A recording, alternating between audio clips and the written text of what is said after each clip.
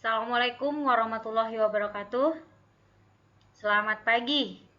Bagaimana kabar Ananda pagi hari ini? Semoga tetap sehat dan tetap semangat. Jumpa lagi kita pada materi kali ini dengan judul manajemen persediaan. Sebelum ini kita sudah mempelajari tentang bisnis waralaba. Sekarang kita melanjut kepada manajemen persediaan dalam bisnis retail. Namun sebelum pembelajaran dimulai, marilah sama-sama kita berdoa. Ananda yang muslim membacakan basmalah, Ananda yang non-muslim berdoa menurut agama dan kepercayaannya masing-masing.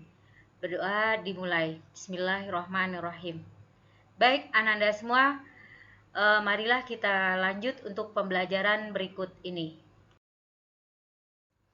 Pertemuan kali ini kita akan membahas tentang menganalisis manajemen inventory dalam bisnis retail dan melakukan sistem manajemen inventory dalam bisnis retail. Nah, nanti habis ini kita lihat tujuan pembelajarannya apa, materinya apa. Yuk, kita lihat.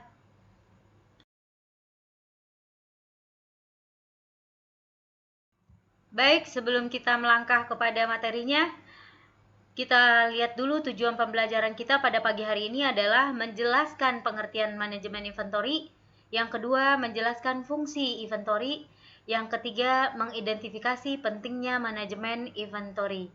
Untuk itu, mari sama-sama habis ini kita lihat materinya.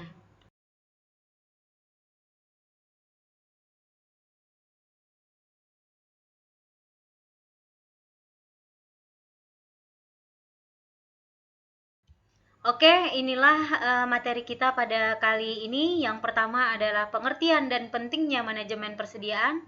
Yang kedua akan kita lihat jenis-jenis persediaan.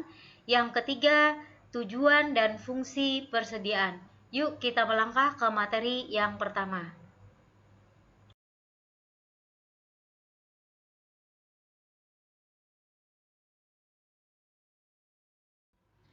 Sistem manajemen inventory menjadi bagian yang sangat penting dalam penjualan retail, grosir, layanan, dan berbagai industri lainnya yang melibatkan pengelolaan stok barang.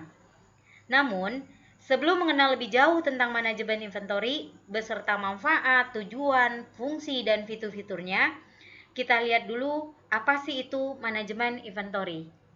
Harsanto, salah satu ahli, mengatakan bahwa manajemen inventory itu adalah serangkaian keputusan atau kebijakan perusahaan untuk memastikan perusahaan mampu menyediakan persediaan dengan mutu, jumlah, dan waktu tertentu. Nah, inilah pengertian dari manajemen persediaan.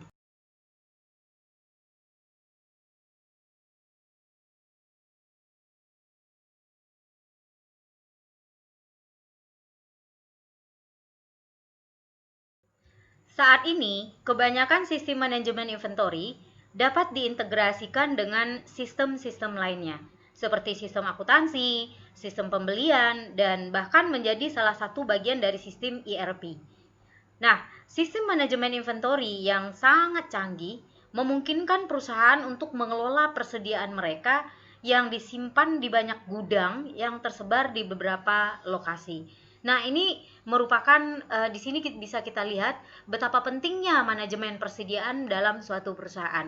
Nah, berikut ini ada beberapa alasan kenapa manajemen persediaan itu penting bagi perusahaan. Alasan yang pertama adalah menjamin lancarnya arus barang dan mempertahankan stabilitas perusahaan. Nah, dengan persediaan barang yang terkontrol baik, maka tidak akan terganggu kelancaran operasional perusahaan, sehingga perusahaan tetap dapat memenuhi kebutuhan pasar. Alasan yang kedua, memberikan pelayanan terbaik kepada pelanggan dengan menjamin tetap tersedianya barang-barang yang dibutuhkan mereka.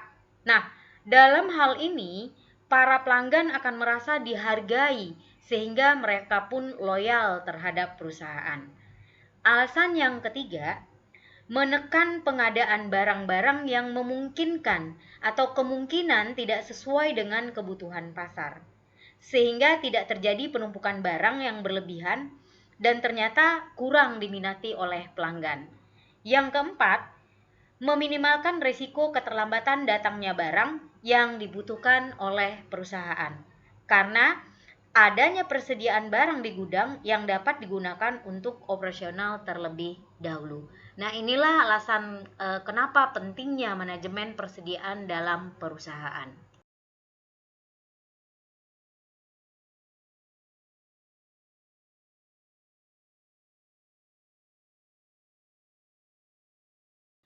Freddy Rangkuti dalam bukunya yang berjudul Manajemen Persediaan Aplikasi di Bidang Bisnis, dia menjelaskan jenis-jenis persediaan itu terdiri atas dua jenis.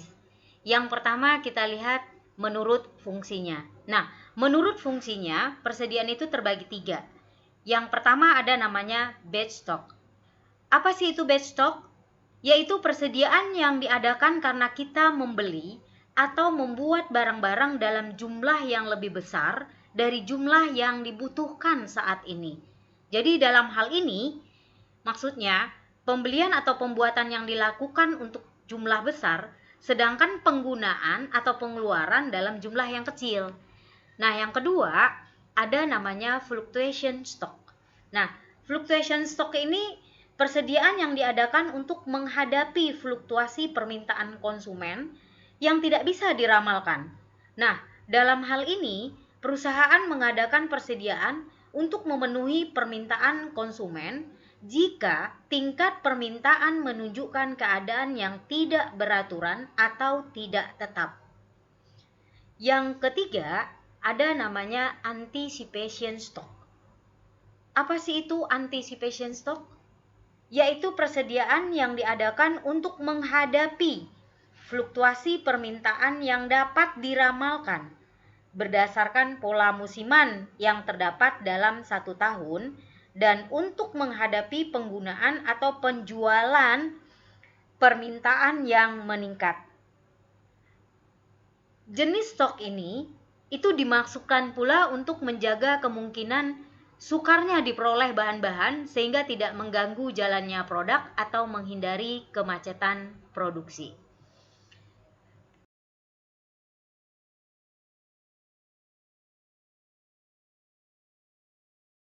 Jenis persediaan yang kedua adalah menurut jenis dan posisi barang. Nah, di sini ada terbagi 5 jenis. Yang pertama ada namanya persediaan bahan mentah atau raw material. Apa itu persediaan bahan mentah? Itu adalah persediaan barang berwujud seperti besi, kayu, serta komponen-komponen lainnya yang digunakan dalam proses produksi. Nah, ini yang disebut dengan raw material. Yang kedua ada namanya persediaan komponen rakitan atau purchase part. Purchase part ini disebut juga dengan persediaan barang-barang yang terdiri atas komponen-komponen yang diperoleh dari perusahaan lain, di mana secara langsung dapat dirakit menjadi suatu produk. Jadi bentuknya berbentuk bagian atau part. Ini biasanya digunakan oleh pabrik mobil. Nah, yang ketiga ada namanya persediaan bahan pembantu atau penolong yang disebut juga dengan supplies.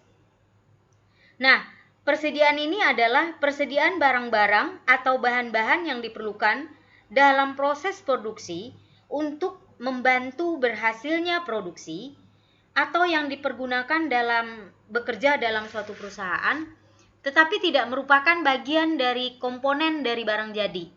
Misalnya seperti solar, minyak pelumas, nah itu merupakan bahan pembantu. Yang keempat ada namanya persediaan barang dalam proses atau work in process. Persediaan barang dalam proses ini adalah persediaan barang-barang yang keluar dari setiap bagian dalam satu pabrik atau bahan-bahan yang telah diolah menjadi suatu bentuk, tetapi lebih perlu diproses kembali untuk menjadi barang jadi. Yang keempat ada namanya persediaan barang jadi atau finished good. Nah, finished good ini adalah persediaan barang-barang yang telah selesai diproses atau diolah dalam pabrik dan siap untuk dijual kepada pelanggan atau perusahaan lain. Nah, inilah jenis-jenis persediaan menurut Freddy Rangkuti.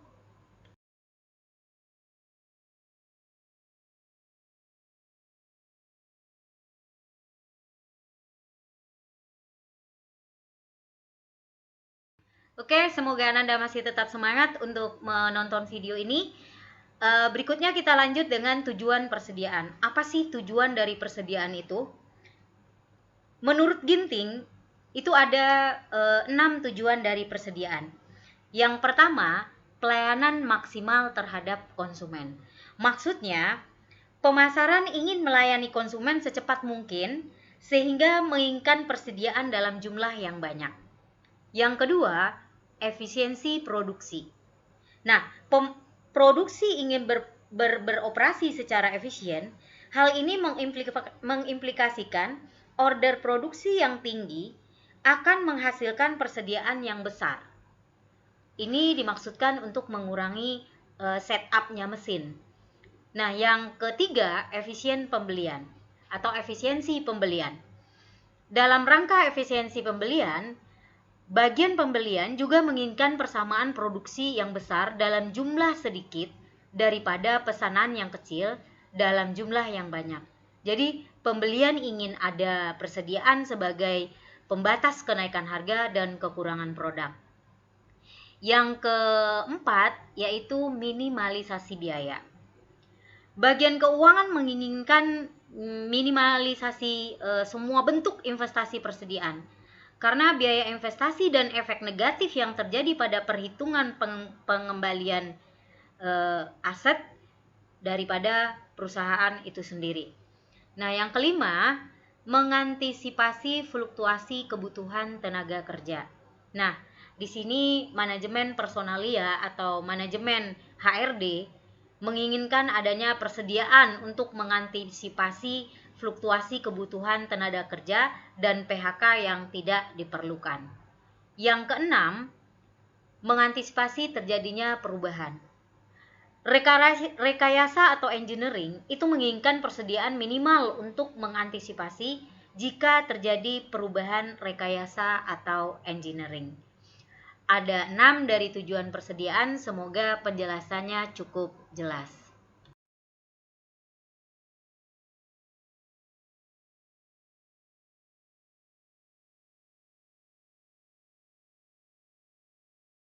Baik, setelah kita tahu apa itu tujuan persediaan, sekarang kita lihat fungsi manajemen persediaan. Fungsi yang pertama itu memastikan persediaan tersedia atau safety stock. Yang kedua, mengurangi resiko keterlambatan dalam pengiriman barang. Fungsi yang ketiga, mengurangi resiko harga yang fluktuatif. Dengan adanya persediaan, ini akan mengurangi resiko harga yang fluktuatif. Yang keempat, memperoleh diskon karena dari pemesanan dalam jumlah yang banyak. Yang kelima, menyesuaikan pembelian dengan jadwal produksi. Yang keenam, mengantisipasi perubahan yang terjadi pada penawaran dan permintaan. Dengan adanya persediaan stok, dengan adanya manajemen persediaan, maka hal ini perubahan penawaran dan permintaan itu bisa diatasi atau bisa diantisipasi terlebih dahulu. Yang kedelapan, itu menjaga persediaan yang hanya tersedia musiman. Yang kesembilan, mengawasi komitmen terhadap pelanggan agar barang bisa diproduksi dengan waktu dan kualitas yang diminta. Inilah fungsi dari manajemen persediaan.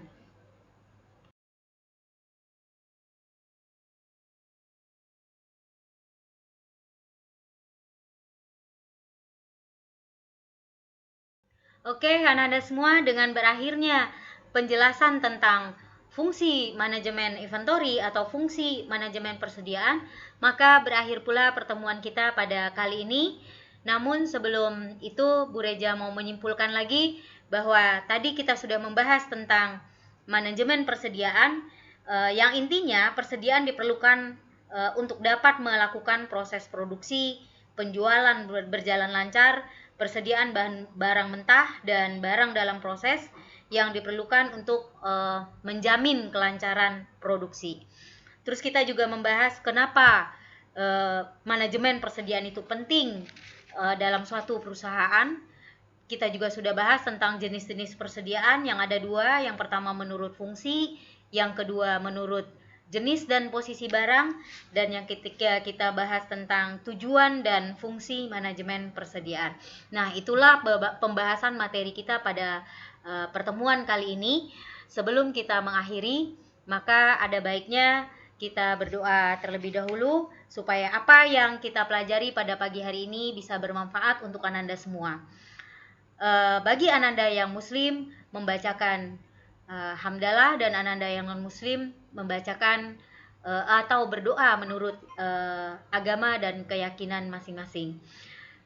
Namun sebelum itu Bu Reja mengingatkan bahwa untuk pertemuan ke depan kita akan membahas tentang faktor-faktor yang mempengaruhi persediaan serta permasalahan yang ada dalam manajemen persediaan. Oke, see you next time.